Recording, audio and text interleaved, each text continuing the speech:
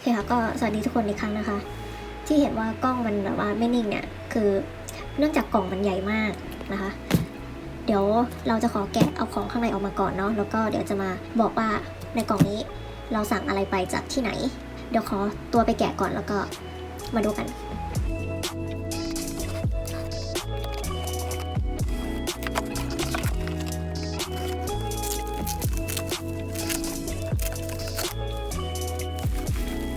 วันนี้เรามาแกะนะคะเป็น Nature Republic นะคะมีโปรโมชั่นของแถมของ NGT 127นะคะก็จะเป็นซื้อครบ590จะได้เซตโฟโต้การ์ดแล้วก็ซื้อครบ990ก็จะได้เป็นสมุดโน้ตกับโบรไมด์นะคะซึ่งเราซื้อไป590บวก990ก็ประมาณ 1,580 นะคะเพื่อที่จะได้ทั้ง2เซตมา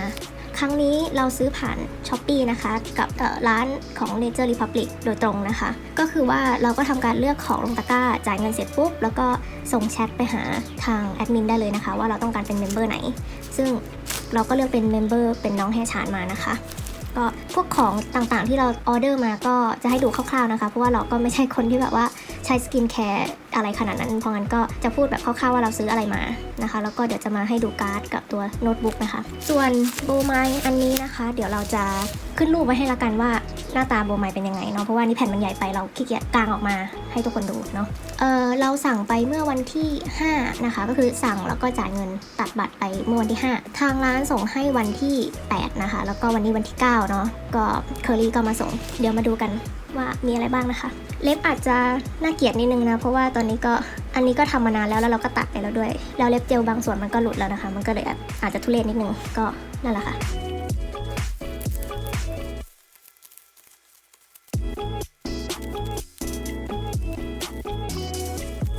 โอเคค่ะก็เริ่มจากของแถมที่เขาให้มาก่อนนะคะก็จะเป็นหน้ากากก็แถมมาให้ทั้งหมด3ชิ้นนะคะถ้าวันนี้เสียงเราเหนื่อยๆหน่อยก็ต้องขออภัยด้วยเพราะว่าณวันที่อัดอยู่เนี่ยแบบมันมีหลายเรื่องเข้ามาให้แบบปวดหัวเยอะมากเพราะงั้นก็อาจจะง่วงๆบ้างก็ขออภัยนะคะแล้วก็ของที่เราซื้อมาก็จะเป็นกันแดดนะคะทั้ง2แบบเป็นทั้งแบบครีมแล้วก็เป็นแบบสติ๊กแล้วก็เราก็เลือกซื้อเป็นมาร์กมานะคะเป็นมาร์กส้มเพราะว่าเราอ่านสรรพคุณแล้วดูน่าจะเหมาะกับสภาพผิวแล้วก็ปัญหาสภาพผิวหน้าเราตอนนี้ที่สุดก็เลยเลือกเป็นอันนี้มานะคะก็จะเป็น10แผ่นแถม10แผ่นแบบนี้นะคะถ้าจำไม่ผิดมาร์กเนี่ยน่าจะประมาณ550นะได้ทั้งหมด20แผ่นแล้วก็กันแดดอันนี้นะคะก็ตัวที่เป็นแบบครีมน่าจะ490แล้วก็ตัวที่เป็นแบบสติ๊กก็จะเป็น590นะคะรวมกันทั้งหมดตัดบัตรไป1,630ใช้โค้ดส่งฟรีนะคะแล้วก็ลดด้วย Shopee Coin อีกประมาณ10 บาท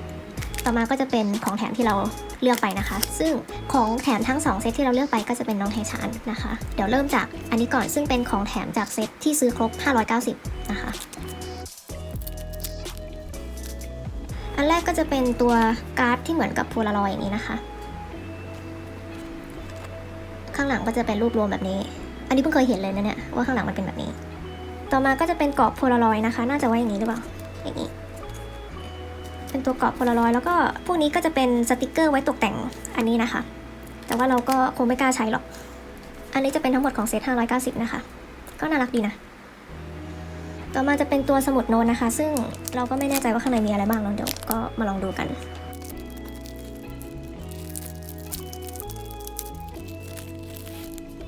อันนี้ก็จะเป็นสมุดนะคะเขียนว่า Nature Republic กับ NCT 127นะคะข้างหลังก็ข้างในก็น่าจะเป็นสมุดโน้ตธรรมดาเลยนะคะไม่มีอะไรพิเศษเนาะอันนี้ก็จะเป็นสมุดโน้ตอีกอันนึงนะคะก็สีไม่เหมือนกันข้างในก็แตกต่างกันนิดนึงนะคะก็ไม่มีอะไรค่ะสมุดโน้ตธรรมดาอันนี้ก็สมุดโน้ตอีกอันนึงเหรอทำไมให้มาเยอะจังวะให้สมุดมาทั้งหมด3 เล่มวะคืออะไรวะเอาเป็นสติกเกอร์เซตนะคะก็จะเป็นอันนี้มีทั้งหมด3แผ่นให้มานะคะน่ารักมากเลยอะชอบแผ่นนี้มากแผ่นนี้น่ารักมากเลยดูเมนเราดิน้องไฮชานก็น่ารักตัวยองก็น่ารัก